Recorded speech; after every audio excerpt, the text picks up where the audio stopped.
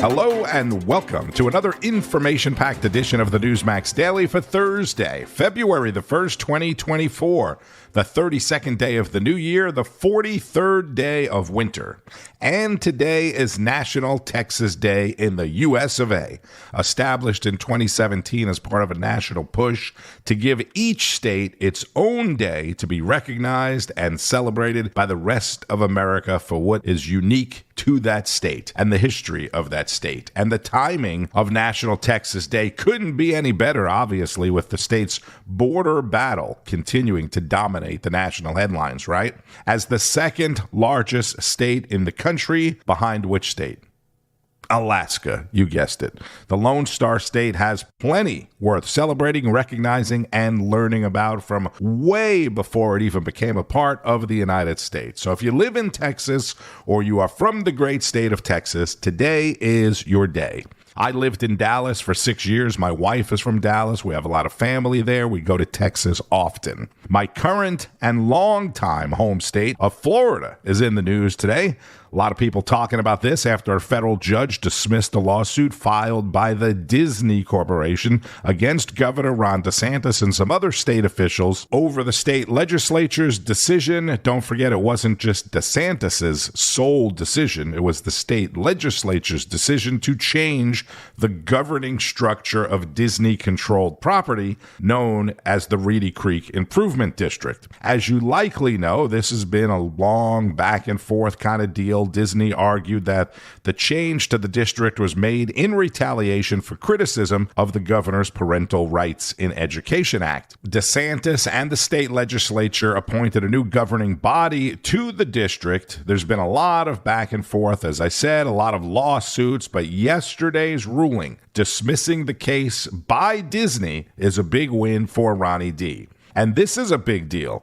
Today is the day that drug companies, Big Pharma, are getting initial offers on drug pricing from the federal government. This is part of the Medicare price negotiation process, which is a part of the Inflation Reduction Act. Department of Health and Human Services Secretary Javier Becerra. Folks who are on Medicare will benefit by Medicare being able to negotiate for the best fair price on these drugs. The lower the price is, the more that the Medicare program and Medicare beneficiaries spend. When the Medicare program saves money, taxpayers save money because taxpayers help cover the costs of the Medicare program. And how about the fireworks on Capitol Hill? Mr. Zuckerberg, you and the companies before us, I know you don't mean it to be so, but you have blood on your hands. You have a product.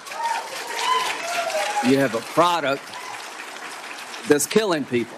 It appears that you're trying to be the premier sex trafficking site. Of course not, Senator. In this country. Senator, that's ridiculous. No, it Senator, is not ridiculous. You want to turn around and tell these people content that, on our platforms, and why don't you take it down? We do take it down. We are here discussing. We need you all to work with us. No, you're not. You are not. Senators Lindsey Graham and Marsha Blackburn questioning or interrogating Mark Zuckerberg as the Senate Judiciary Committee accused the chief executives of Meta, TikTok, Snap, and other social media platforms, including X, of failing to protect kids who use those platforms. More from Greg Kelly. This is a total, full-on crisis. It's a national security crisis. And as much as we like to complain and moan about Congress, I was impressed today. They had a great big hearing, and the heads of some of the big tech companies were there. And members of Congress from both parties gave it to these guys. They came in kind of like those tobacco executives in the mid-90s, right? These folks who kind of run the world. I have a soft spot, though, for Twitter. I think Twitter is a force for good. But TikTok and Meta, no way. The guy who runs TikTok and the guy who runs Meta, Zuckerberg, Shu, right? That's who they are? Yep, those guys. They were in for the brunt of it today, and they deserved it. You know, these platforms, especially Meta, which owns Instagram. You've seen Instagram, right? It's pictures, pictures, pictures, pictures. Everybody looking at things and feeling bad about themselves. Did you know, I didn't know this until recently, that Instagram facilitates the dissemination of child pornography? They do. If Zuckerberg really cared about America, he'd shut that company down immediately. He's not going to do that. Wall Street Journal, we all agree that's a fairly reputable paper. They did a deep dive on child porn and Instagram, and what they found was, well, take a look. Pedophiles have long used the internet, but unlike the forums and file transfer services that cater to people who have interest in illicit content, Instagram does not merely host these activities, its algorithms promote them. Next, please. Instagram connects pedophiles and guides them to content sellers via recommendation systems that excel at linking those who share niche interests, the journal and the academic researchers found, academics from Stanford. Next, please. The sexualized accounts on Instagram are brazen about their interest. The researchers found that Instagram enabled people to search explicit hashtags, such as, this is tough to say, pedo whore, and hashtag preteen sex, and connected them to accounts that use the terms to advertise child sex material for sale. Next. Such accounts often claim to be run by the children themselves and use overtly sexual handles incorporating words such as, you can read the rest. Instagram has allowed this to happen, and there is absolutely no excuse in the world. Mark Zuckerberg, the guy who started that place, right? You know, he's actually married to a pediatrician. He has no excuse. They know the harm that they are causing to children. Priscilla Chan is her name. She's a doctor. I'm sure she cares about children. But, you know, Facebook, this thing, its roots are kind of scuzzy in a way. When he was at Harvard, you know what Facebook was originally? A way for him and his tech pals to rate the appearances of girls. Hot or not? Hot, not hot? Facebook. What kind of face do they have? That's how it all started, actually. And that's kind of what it still is. Anyway, this company is dangerous to the American people. That's Newsmax host Greg Kelly, and let's fast forward to the end of the segment. All this, lecturing and shaming of Facebook, of Zuckerberg, and the guy from TikTok, it might actually do something. It really might. I don't know. Look, when Trump won in 2016, Facebook, they were on the run. I mean, Facebook was public enemy number one for Democrats because the Trump campaign utilized Facebook more effectively than Hillary did. Brad Parscale was Trump's digital guy, and they ran circles around Hillary. I mean, listen to this stuff. In the primary season, what was the strategy on Facebook, and how did it kind of shift going into 2016? Shock and awe. Shock and awe. How so? What's that mean? Which means is put Mr. Trump's message, let him speak directly to camera, and get it to as many people as possible. And why was Facebook the ideal medium for that? Low cost CPM, large numbers of conservative voters, ability to broadcast all day, multiple times to the same audience. And the numbers were showing in the consumer side that people were spending more and more hours of their day consuming Facebook content and aggregated newsfeed. Well, that's impressive, right? They did it, and Democrats were furious. And they yelled and screamed at Mark Zuckerberg. In 2017, 2018, 19, they dragged him to Capitol Hill. And Kamala Harris was actually, back when she was somewhat eloquent, actually, I don't know what happened to her, laid into him. And Mark Zuckerberg, well, he did all kinds of things to get back in the good graces of Democrats. He gave $350 million to various left-leaning organizations that would favor a Democrat turnout in 2020. Take a look at this. In certain states, well, number one, gave money to every state in the country, I think, except West Virginia and Wyoming. $350 million spread out among counties. Here's an example. Pennsylvania.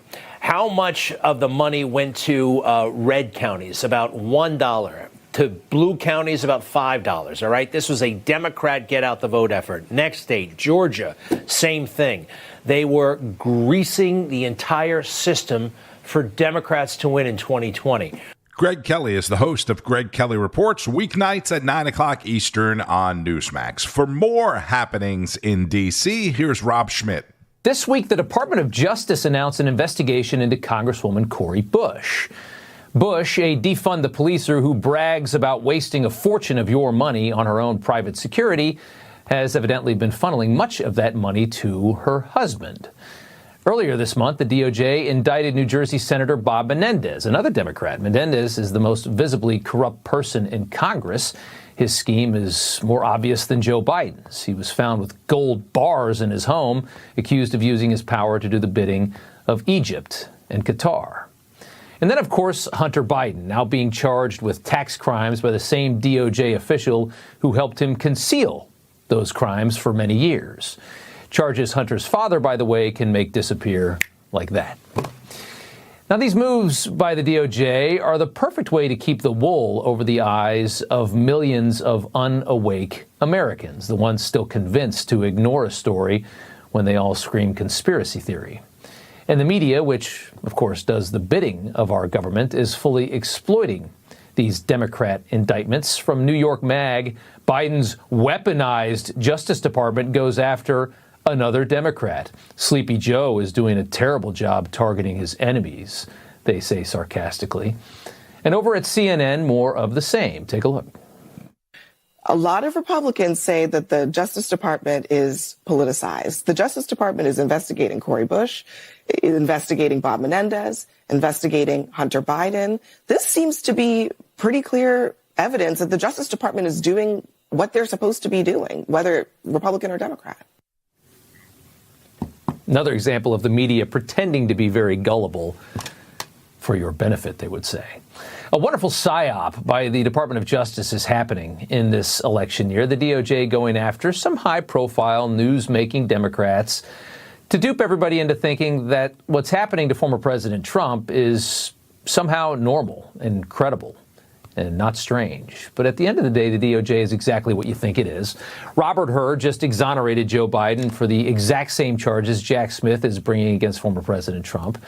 And the Biden family influence peddling and money laundering scheme being handled by the same man who covered up their crimes for years, that one in particular is about as insulting to the American people as the DOJ could possibly be. Robert Hur, the special counsel investigating President Biden's handling of classified documents, including the ones that were found at his Delaware home in the garage, you remember, near the Corvette, when he wasn't even the president. As Rob said, Special Prosecutor Hur said Biden did nothing wrong with those documents or any of the other documents. Rob spoke with Congressman James Comer, chair of the House Oversight Committee investigating the Bidens. Oversight Chairman James Comer says he requested drafts of Biden's speeches as vice president from the National Archives in August, but 5 months later has yet to receive them. In the past, the White House has allowed the National Archives to provide Congress with presidential records related to Trump within a month of the request. A very different story for Biden, and the congressman joins us tonight.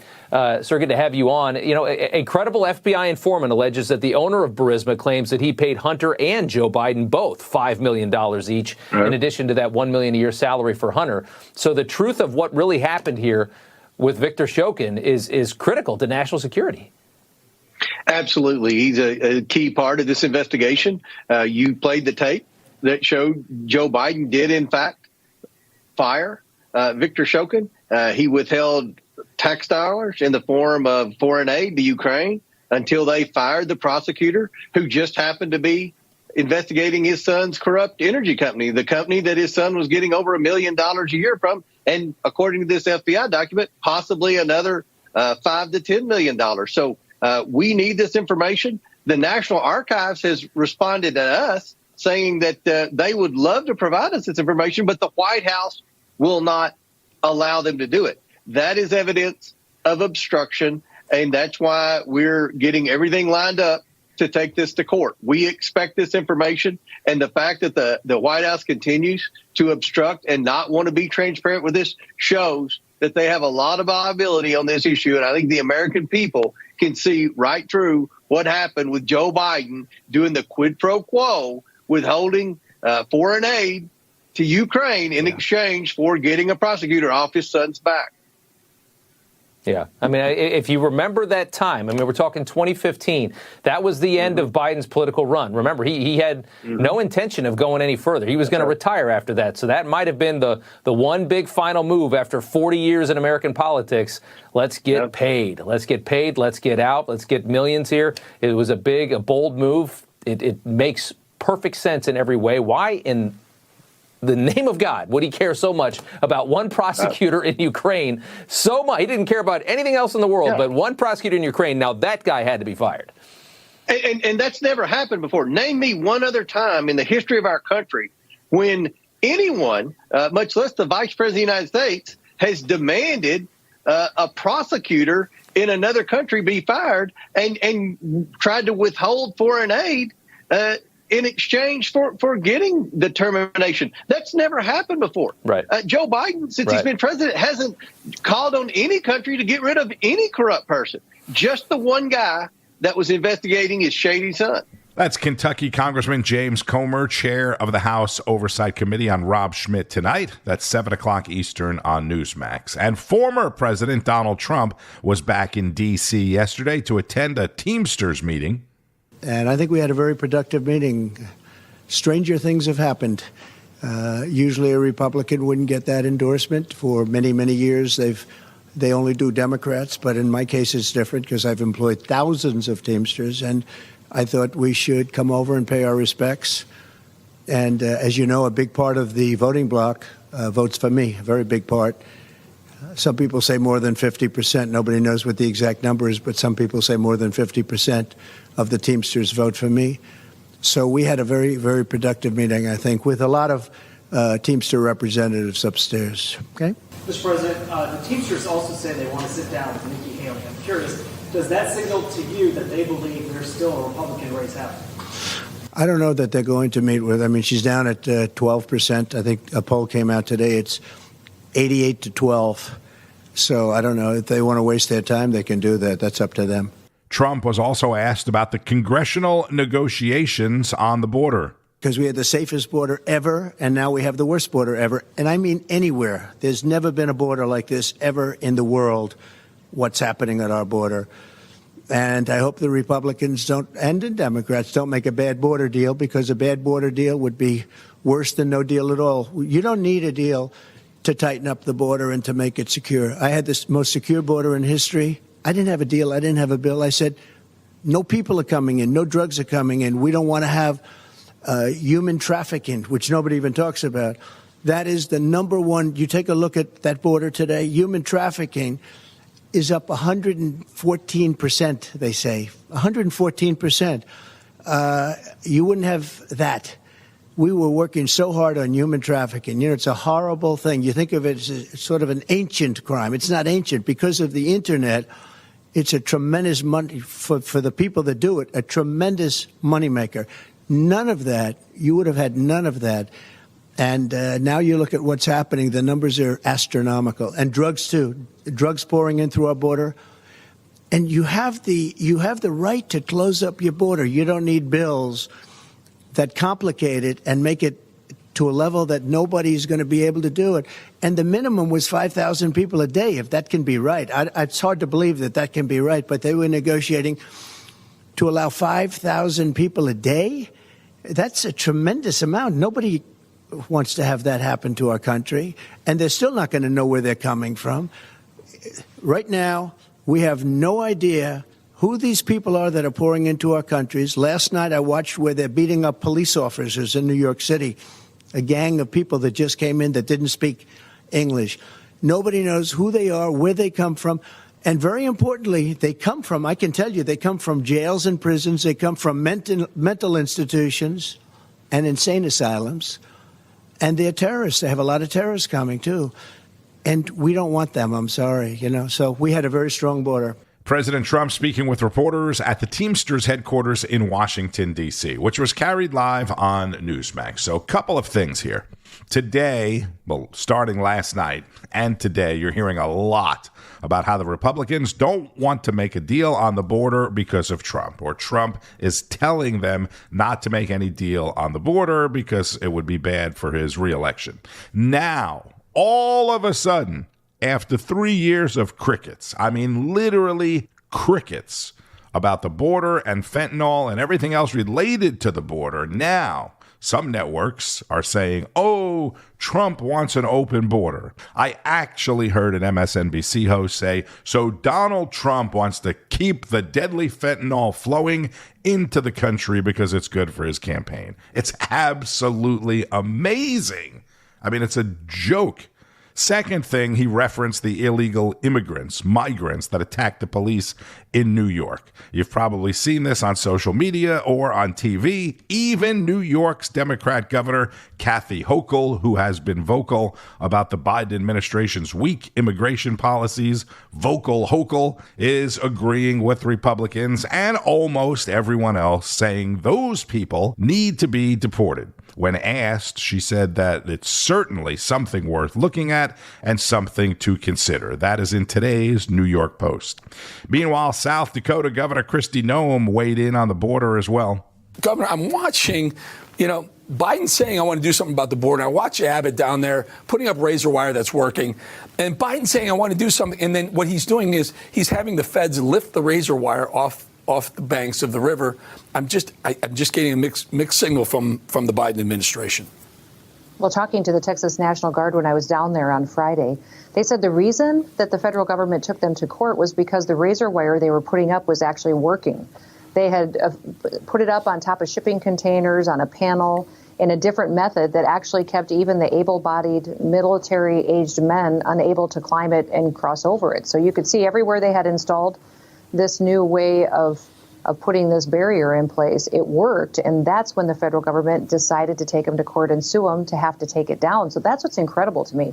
We have a president that's not just ignoring federal law, he's knowingly violating federal law and helping and facilitating this invasion. I did a joint address to my legislature today because I wanted them to know that even though South Dakota isn't a neighboring state to Texas, that we're on the front lines of this thing. I've got 9 Native American tribes, and the cartels are set up on our tribal grounds. And they are facilitating this drug trafficking, this human trafficking through my tribal grounds here in South Dakota. Because, Eric, I don't have jurisdiction there. Right. The Department of Justice and the federal government have jurisdiction on our reservations. I don't as a state. So they're using these areas of federal lands as havens for their criminal activity. And every single state literally is a border state because we've got these cartels throughout the country in protected areas, and Joe Biden's letting it happen. I had no idea. That's learn something new about this crisis every day. They're using Native American lands because there's no jurisdiction, and the cartels are allowing this stuff to. It's incredible. Mike Johnson, again today, earlier on the House floor, his first speech, his first address, also pointed this out. Take a listen. The day he took office, the very first day that he walked into the Oval Office, President Biden revoked Executive Order 9844. You know what that did? It ended construction of the border wall that Congress had already paid for. In February 2021, the administration stopped applying Title 42 expulsions to children and incentivized families to send unaccompanied children through Mexico under the watch of who? Cartels and traffickers. Crazy. And yet Joe Biden says, I want to do something about the border. Give me control. Give me the border patrol. Can you imagine if we turned over border patrol to Joe Biden? No, and what's sad to me is these Border Patrol agents, they don't want to do what this president is doing. They're good people who've been in these positions for many, many years. They've lived in these communities, and they hate what they're seeing as a destruction to their town, their city, their community, and their country. That's South Dakota Governor Kristi Noem with Eric Bolling. This after the South Dakota legislature passed a resolution in support of securing their state's border. Democrats were encouraging this president to federalize our National Guard troops, to put them under their control and not ours as governors. It's the first time we would have paid soldiers. If the president takes that action, it's the first time that we would be paying soldiers to stand down, to not protect America. And that's what the Democrat Party is fighting for today, is they don't want governors to be able to be the commander in chief of our National Guard. They want the president to take action to take them away from us and then pay them from going into a war zone to actually protect our country. It would be unprecedented, and that's why we're taking such a strong stand here in South Dakota, is to defend our state's rights. South Dakota Governor Kristi Noem on The Balance with Eric Bolling. There's more and more talk about Ben Carson being the front runner as Donald Trump's vice presidential running mate. Don't forget, Kristi Noem's name is still up high on that list as well. If you are in the belief that Trump is going to pick a female, although a lot of the chatter now has been about Ben Carson, but if you think it's going to be a female, it could very well be Kristi Noem. President Biden is in Detroit today. He'll be making a stop in Philadelphia as well before heading back to the White House tonight. And after getting federalized by Jerome Powell yesterday, the stock markets are bouncing back a bit today. Can Fed Chairman Powell not come out of a meeting and just say, we're leaving rates unchanged, see you next month? He always has to give some dissertation and undoubtedly say something that rocks the markets. I told you yesterday that it could be a volatile day depending upon what he said, and after he indicated that the Feds will not lower interest rates anytime soon, which he didn't necessarily have to say, stocks hit the skids. I understand it's his job. Okay, we're not raising interest rates. See you next month. The corporate earnings barrage is continuing on Wall Street today as well, and Apple reports earnings after the closing bell. That's always a big deal. There'll be a lot of talk about that on Friday. Tomorrow is also Groundhog Day.